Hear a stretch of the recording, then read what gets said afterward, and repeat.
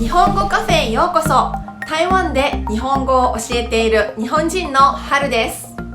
今回は日本に住む台湾人 YouTuber のねんねんさんをインタビューします。日本に住んでいて感じたカルチャーショックや、それによって自分の性格がどのように180度変わったかについて聞いてみたいと思います。その中には外国語を習得するコツとも関係がある部分が出てきます。1回目は字幕なしで、2回目は字幕ありで見てもらいます。何と言ってるかよーく会話を聞いてくださいね。ではスタート。旅行で日本に行くのと、住むのってやっぱり違いましたか？全然違います。違います？例えばどんなところが？そうですね、やっぱり仕事になると、ただ遊びというのはまた違くて、日本はこういうやり方で、職場のルールみたいなそうですことでね。すか？あと、私の職場はちょっと特殊で、ちょっと歴史のあるところなんですけど、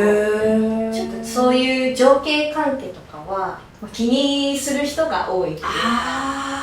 じゃあ長く働いてる人がやっぱり先輩？そうですかね。こういう先輩後輩っていうのは結構はっきりこうそこは多分台湾ではそんなに重視してないんですね。全くないです今までね。そういう意識なんてファーストネームでそうですね。しかも英語の名前で呼んだりしますね。そうですね。やっぱりこれは日本だなと思いました。最初は他にはもう最初カルチャーショックを受けたところもあって、例えば人に迷惑をかけないっていうのは、多分日本人のみんな、ちっちゃい頃からそういう風に言われて育った人が多いと思うんですけど、もうちっちゃい頃から言われてますね。そうですね。やっぱり、絶対人の迷惑をかけちゃいけないっていう、だからなんかこう周りを見るっていうそうですね。癖がどうしてもありますね。それは台湾は多分全くなくて、それで国の言語、その国の文化に深く関係している部分もあると思うんですけど、それで日本に来て気づいたのが、その手もらうっていう文型をよく使うんだなって思いました。多分例えばこのティッシュ取ってほしい時に、台湾の人はティッシュ取ってくださいって言う人が多いんですけど、でも日本は取ってもらっていい？取ってもらってもいいですか？みたいなのが自然に出ちゃうっていうか。もう日常生活からこういう受注動詞っていうのかな。受注動詞でいただくとか、もらうとかくださるとか、そういう言葉が多い。そうですね。これはなかなかそこで生活してみないと気づかないかもしれないです。だから言われたらわかるけど、自分はそんなに使えなかったというか、最初は。そうですね。人に迷惑をかけちゃいけないっていう、観念っていうか、人に手伝ってもらうっていうのを自分はもらう側っていう、だからティッシュ1枚取ってもらうのもそれもちょっと迷惑みたいな、そうですね。でも確かにこの部分はすごく教えにくい部分で、この文法以前に習いましたって言いたい時ね、生徒さんが言いたい時に、この文型は先生が教えましたって言うんですよ。そうですよね。日本人が聞いたらなんかって思う。確かに間違ってないですよ。間違ってない。先生が教えました。でもそういうふうに日本人は絶対言わないんですよね。言わないですよね。教えましたってなんか全然教えてほしくなかったけど勝手に教えられて嫌だったみたいな感じに思っちゃう。そういうニュアンスになっちゃうんですよね。そうだから先生に教えてもらいましたとか、教えていただきましたっていうのがもう自然です。ちっちゃい時からそうです。最初は言い慣れてなくて、例えば店員さんとか別にそのお店で何かを買ったわけではないんですけど、たまたま通ってちょっとここ行きたいんですけどどうやって行けばいいんですかって聞いたら、まっすぐ行っていただいて右に曲がっていただければありますよっていう答えに対してすごくショックを受けたっていうか、お客さんでもないしなのに言っていただいてみたいな。私が言うことにあなたに何も恩恵っていうかないのにこれはショックを受けました最初は。そうだから、じゃあ先生が教えました、じゃあどうしてダメなんですかって言われた時に、もう習慣ですとしか言えないんですよね。もちろんこれは、感謝するに値することだから、自然に日本人は教えてもらいましたとか教えていただきましたって言うんですよって言うんですけど、それはなかなか伝わらない。やっぱり住んでからそうですね、住んでからだんだん自然に。そうですね、やっぱみんな、周りのみんながそういう風に言ってて、なんでだろうって思い始めて、で気づいたのが多分そういう人に迷惑をかけちゃいけない部分があるから、そういう風になったんじゃないかなって。でもう一つ今、はる先生も自然に出てきたんですけど、すいませんがティッシュ取ってもらっていいっていうすみませんがもなかなか出ないクッション言葉、これも最初はできなくて、でも周りの職場とかみんな例えば誰かにお願いをするときに、お忙しいところすいませんがちょっとこれをしていただいてもいいですかみたいな、みんなやっぱその何かをクッション言葉を言ってから本題に入るっていうのもやっぱみんな自然にやってるっていう、小さい頃からそれをやってるんですね。もうお客さんから電話、私が店員やってる時に電話に出て、でお客さんからもお忙しいところすいませんがちょっとお尋ねしたいんですけどみたいな、お客さんからもこんな丁寧に言ってくださるんだっていう。私の友達で、日本で生まれてもう小学校は日本で育った、つまり日本語ペラペラの台湾人の子がいるんですけど、つまり日本語は全然問題がないんですけど、この子が今度、大学院でまた日本に行ったんですね。その時にすっごいショックだったのは、ショックというか慣れなかったのは、みんなが意見を言う前に、例えばさっき出てきた話と似ているかもしれないんですがとか、同じことになっちゃうかもしれないんですがとか、そういうことを必ず言うんですね、日本人は。それがなんか全然思いつかないし、何かを主張するならそういうことは言わない方が、台湾の人としては言わない方が結構主張がはっきりするのに、みんなそれを言っていて、それはすごくなんか慣れなかったって言ってました。なのでそのちょっとさっきの話に戻るんですけど、日本語がペラペラっていうのは、例えばそういう文章を組み立てるのが上手とか、いろんな言葉を知ってるとか、難しいことを分かりやすく説明できるっていうのは一般的に思われるペラペラだと思うんですけど、やっぱそういう文化的なアプローチもまた違う角度からペラペラになれるんじゃないのかなって。逆に言語だけはすごくペラペラなのに、文化的にあまり日本人らしくない考え方だと、逆に違和感があるかもしれませんね。そうですね。もし私はアメリカ人ですみたいな人が文化的にあまり日本人らしくない、日本人っぽくない、ことをしても誰も何も思わないですけど、すごく日本語が上手なのに、その文化的な部分がかなり違うと違和感を持たれるかもしれませんね。そうですね。文法的には間違ってないけど、日本人はそういうふうに言わないんだろうなみたいな部分を。私はどちらかというと、その文章を組み立てるのがあんまり上手じゃない方だと思うんですけど。そうですか？自分から見て。で、やっぱり日本にいるからには、私の強みはその文化的な部分を知ってるから、そういうさっきのその手もらうとか、クッション言葉とか、あとやっぱり物事をはっきり言わない部分があるから、なのでなるべくだと思いますとか、らしいんです、だそうですっていうのをよく使うと、なんかちょっとペラペラに聞こえるなんか日本人っぽいっていう。日本人っぽい。それはありますよね。でもなんか難しい問題は、アイデンティティの問題になるんですけど、つまり、例えば私日本人ですよね。じゃあすごく台湾人っぽくなった方がいいのか、またはねんねんさんは本当は台湾人ならではのはい部分があるんですけど、はいそこを消した方がいいのか、なんか深い話ですけど。そうですね、それも思いました、悩みましたっていうか、やっぱ私は最初そのクッション言葉とか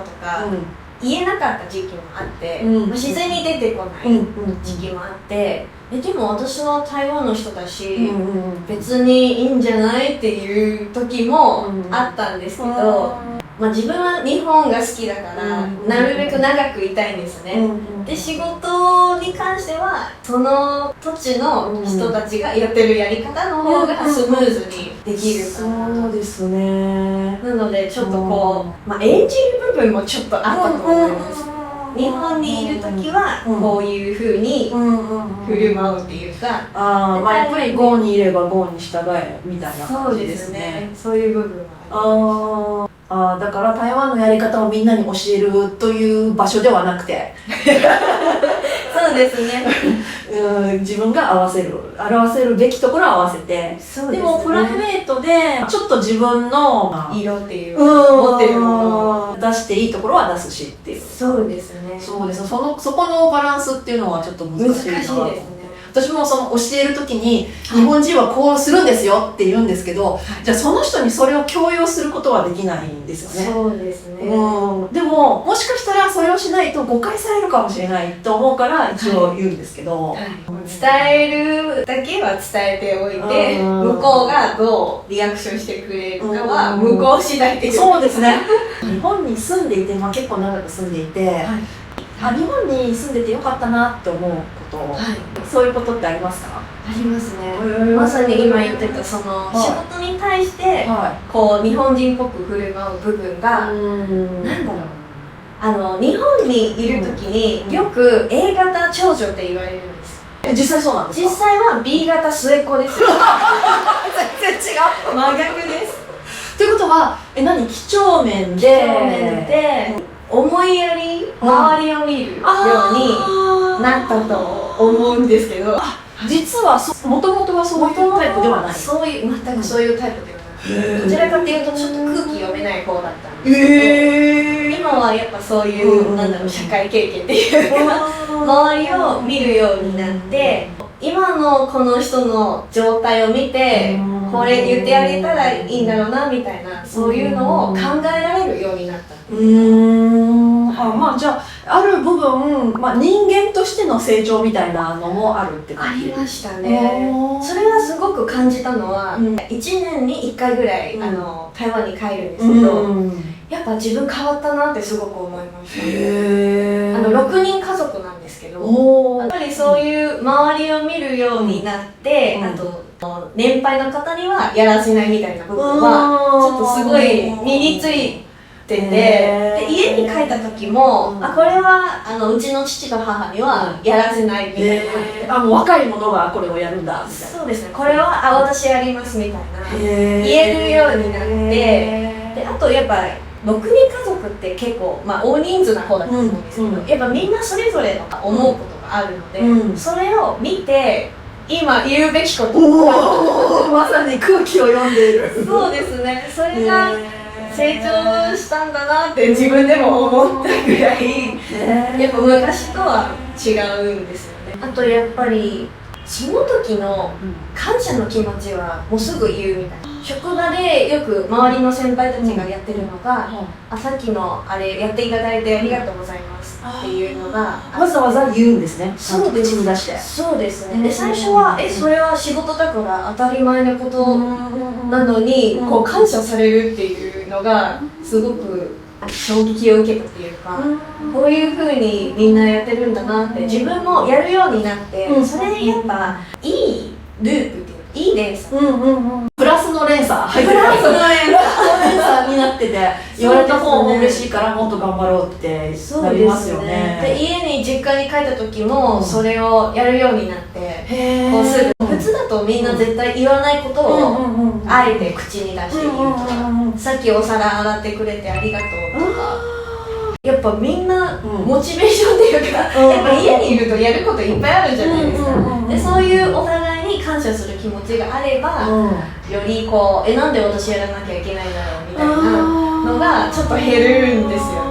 雰囲気が良くなる。雰囲気が良くなります。でも日本で生活してそういういいところが身についたって聞いたら、やっぱ日本人としてはすごい嬉しいっていうか、嬉しいです。いや、私も感謝ですね。でも確かに逆の意味で台湾の方は本当に親切なので、逆に私がありがとうって言ったら何言ってるの、私たち友達でしょ、もう家族みたいなものでしょ、なんでそんなありがとうなんて言わないでいいよって言われるんですけど、まあ確かにそうですけど、言って悪いことはないんですよね。悪いことはないですね。旅行で日本に行くのと、住むのってやっぱり違いましたか？全然違います。違います。例えばどんなところが？そうですね、やっぱり仕事になると、ただ遊びというのはまだ違くて、日本はこういうやり方で、職場のルールみたいなそうですね。ことですか？あと、私の職場はちょっと特殊で、ちょっと歴史のあるところなんですけど、ちょっとそういう上下関係とかは気にする人が多い。じゃあ長く働いてる人がやっぱり先輩？そうですかね。こういう先輩後輩っていうのは結構はっきりこうそこは多分台湾ではそんなに重視してないんですね。全く今までそういう意識だってファーストネームでそうですね。しかも英語の名前で紹介してますよね。そうですね。やっぱりこれは日本だなと思いました。最初は他にはもう最初カルチャーショックを受けたところもあって、例えば人に迷惑をかけないっていうのは、多分日本人のみんな、ちっちゃい頃からそういうふうに言われて育った人が多いと思うんです。もうちっちゃい頃から言われてますね。そうですね。やっぱり絶対人の迷惑をかけちゃいけないっていう、だからもうなんかこう周りを見るっていう癖がどうしてもありますね。それは台湾は多分全くなくて、それで国の言語、その国の文化に深く関係している部分があると思うんですけど、それで日本に来て気づいたのが、その手もらうっていう文型をよく使うんだなって思いました。多分例えばこのティッシュ取ってほしい時に台湾の人はティッシュ取ってくださいって言う人が多いんですけど、でも日本は取ってもらっていい？取ってもらってもいいですか？みたいなのが自然に出ちゃうっていうか。もう日常生活からこういう授受動詞っていうのかな、でいただくとか、もらうとかくださるとか、そういう言葉が多い。そうですね。これはなかなかそこで生活してみないと気づかないかもしれないです。だから言われたらわかるけど自分はそんなに使えなかったっていうか、最初は。そうですね。人に迷惑をかけちゃいけないっていう、なんだろう、観念っていうか、人に手伝ってもらうっていうのを自分はもらう側っていう、だからティッシュ1枚取ってもらうのもそれもちょっと迷惑みたいな。そうですね。でも確かにこの部分はすごく教えにくい部分で、この文法以前に習いましたって言いたい時ね、生徒さんが言いたい時に、この文型は先生が教えましたって言うんですよ。そうですよね。日本人が聞いたらなんかって思う。確かに間違ってないですよ。間違ってない。先生が教えました。でもそういうふうに日本人は絶対言わないんですよね。言わないんですよね。教えましたってなんか全然教えてほしくなかったけど勝手に教えられて嫌だったみたいな感じに思っちゃう。そういうニュアンスになっちゃうんですよね。そうだから先生に教えてもらいましたとか、教えていただきましたっていうのがもう自然です。ちっちゃい時からそうです。最初は言い慣れてなくて、例えば店員さんとか別にそのお店で何かを買ったわけではないんですけど、たまたま通ってちょっとここ行きたいんですけど、どうやって行けばいいんですかって聞いたら、まっすぐ行っていただいて右に曲がっていただければありますよっていう答えに対してすごくショックを受けたっていうか、お客さんでもないし、なのに言っていただいてみたいな。私が言うことにあなたに何も恩恵っていうかないのに、これはショックを受けました、最初は。そうだから、じゃあ先生が教えました、じゃあどうしてダメなんですかって言われた時に、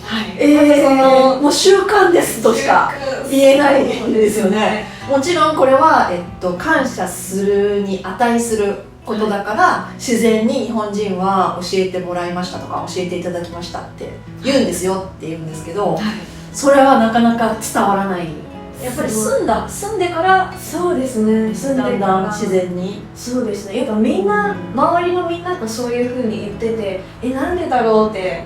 思い始めて、で気づいたのが、多分そういう人に迷惑をかけちゃいけない部分があるから、そういう風になったんじゃないかなってで、もう一つ今、春先生も自然に出てきたんですけど、すいませんがティッシュ取ってもらっていいっていう、すみませんがもなかなか出ないクッション言葉、これも最初はできなくて、でも周りの職場とかみんな、例えば誰かにお願いをするときに、お忙しいところすいませんがちょっとこれをしていただいてもいいですかみたいな、みんなやっぱその何かをクッション言葉を言ってから本題に入るっていうのもやっぱみんな自然にやってるっていう、小さい頃からそれをやってるんですね。もうお客さんから電話、私が店員やってる時に電話に出て、でお客さんからも「お忙しいところすいませんがちょっとお尋ねしたいんですけど」みたいな、お客さんからもこんな丁寧に言ってくださるんだっていう。私の友達で、日本で生まれてもう小学校は日本で育った、つまり日本語ペラペラの台湾人の子がいるんですけど、つまり日本語は全然問題がないですけど、この子が今度、大学院でまた日本に行ったんですね。その時にすっごいショックだったのは、ショックというか慣れなかったのは、みんなが意見を言う前に、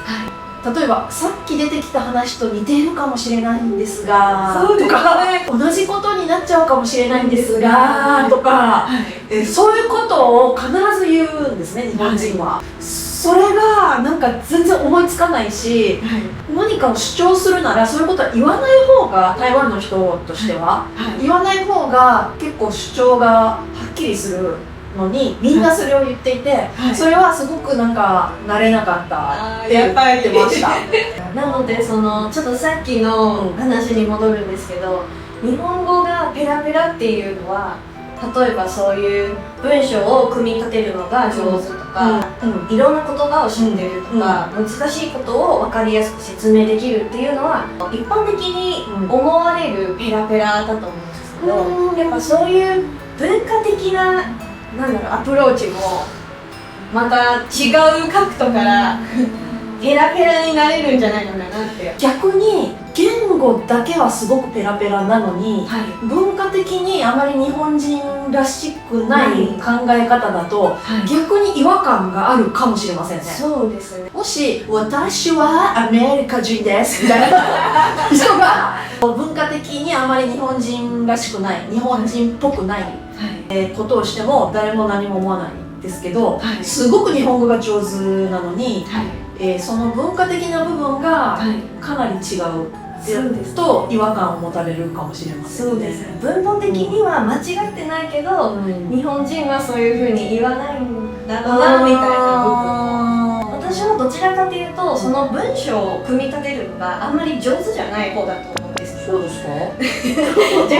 自分から見て。で、やっぱり日本にいる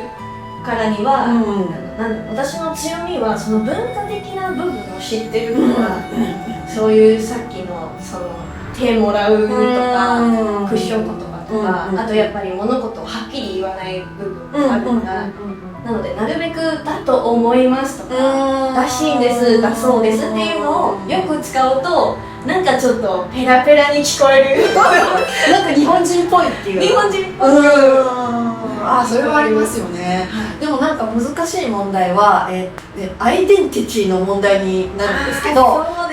つまり、例えば私日本人ですよね。じゃあすごく台湾人っぽくなった方がいいのか、またはねんねんさんは本当は台湾人ならではのはい部分があるんですけど、いそこを消した方がいいのか、なんか深い話ですけど。そうですね、それも思いました、悩みましたっていうか、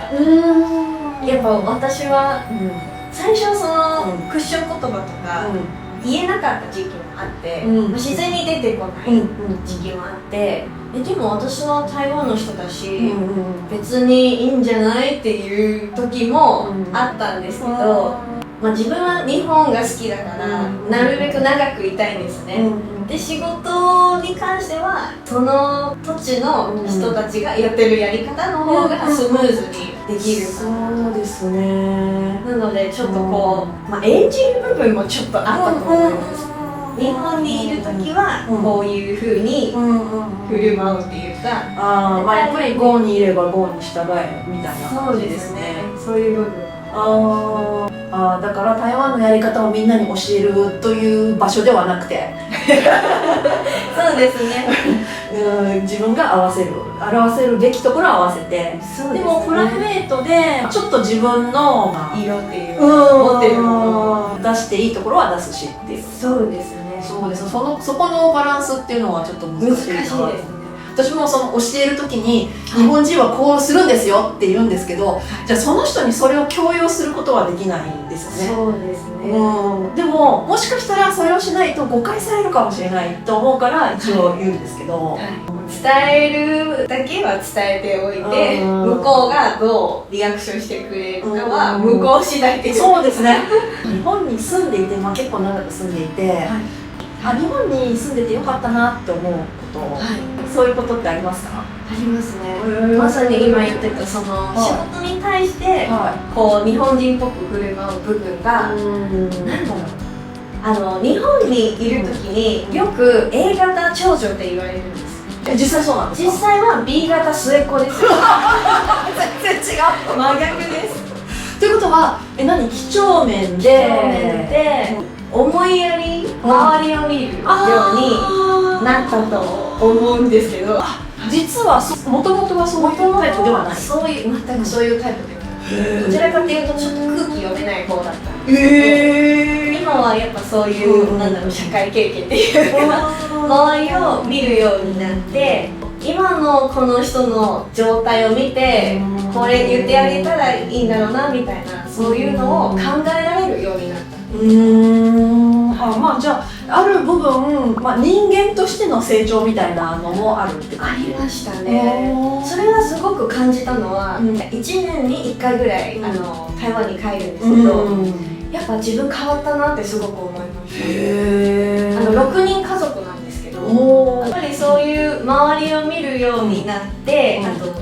年配の方にはやらせないみたいな部分はちょっとすごい身についてて、で家に帰った時も、これはうちの父と母にはやらせないみたいな、若い者がこれをやるんだみたいな。そうですね、これは私やりますみたいな言えるようになって、であとやっぱ6人家族って結構、大人数な方だと思うんですけど、やっぱみんなそれぞれの思うことがあるので、それを見て今言うべきことまさに空気を読んでいる。そうですね、それが成長したんだなって自分でも思ったぐらい、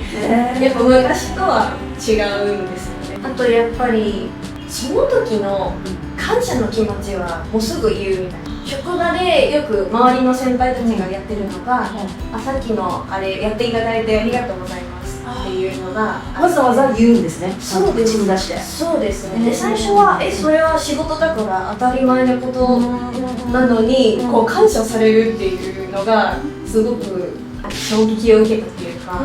こういう風にみんなやってるんだなって自分もやるようになって、それやっぱいいループ、いい連鎖、プラスの連鎖、プラスの連